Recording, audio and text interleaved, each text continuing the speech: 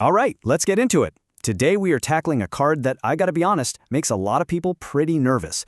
Yup, the Seven of Swords. It's got this reputation as a bad omen, right? A sign of trouble brewing. But what if that's not the whole picture? What if we've been looking at it all wrong? Today we're gonna uncover the hidden power of this really misunderstood card. Okay, so take a look at this guy. What's your first impression?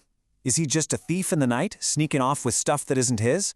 Or could he be something else entirely? You know, a master strategist making a really smart, calculated move? This one image right here holds the key to the two sides of the Seven of Swords, and we're going to figure out which one of those sides is talking to you. So, the notorious Seven of Swords. We've got to understand its reputation. And look, let's just be real about it. This card has a seriously tough reputation. For literally centuries, readers have pulled this card and felt that little knot of caution in their stomach. And, you know, for good reason. So, let's dive into those classic and, pretty negative meanings first. I mean, just look at how blunt these are. We're talking about running away, hidden dishonor, lying, stealing, shirking responsibility, sneaking off, being two-faced. Wow, there's really no ambiguity there, is there?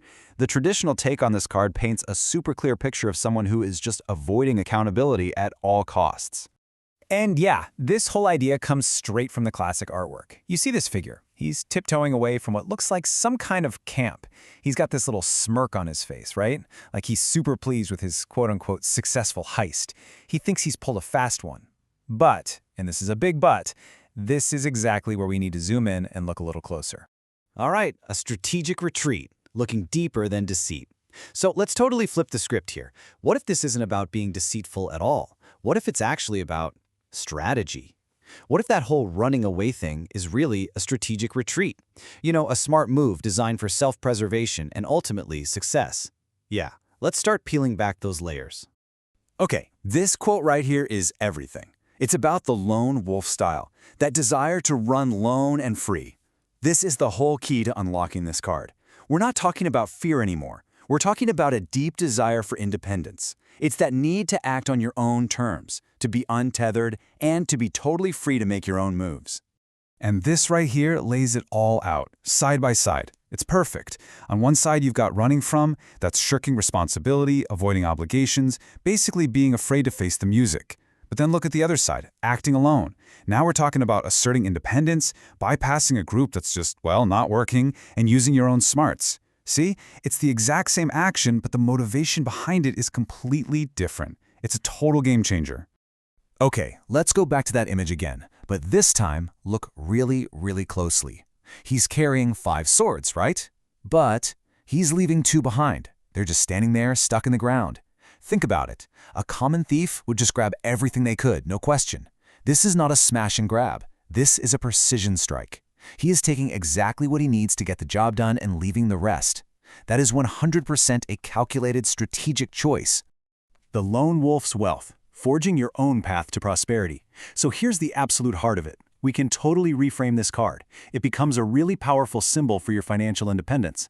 This is all about forging your own path, protecting what's yours, your assets, and using your own unique strategy to build real prosperity. You know, think about all those lone wolf heroes you see in the movies. They're not the bad guys, right? They're just incredibly effective. They're the ones who solve the problem because they don't get stuck in all the red tape or bogged down by what the group wants to do. They just trust their own instincts and their own resources, and that's exactly why they win. That's the energy this card is handing to you.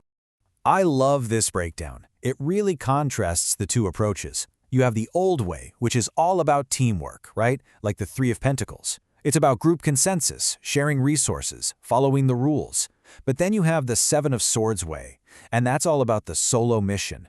It's about your individual strategy, protecting your assets instead of just pooling them, and working smart, not just hard. It's a completely different mindset. So let's just forget the whole thief idea. From now on, when you see the Seven of Swords, I want you to see it as an omen. It's a sign that it is time for you to take control of your financial destiny.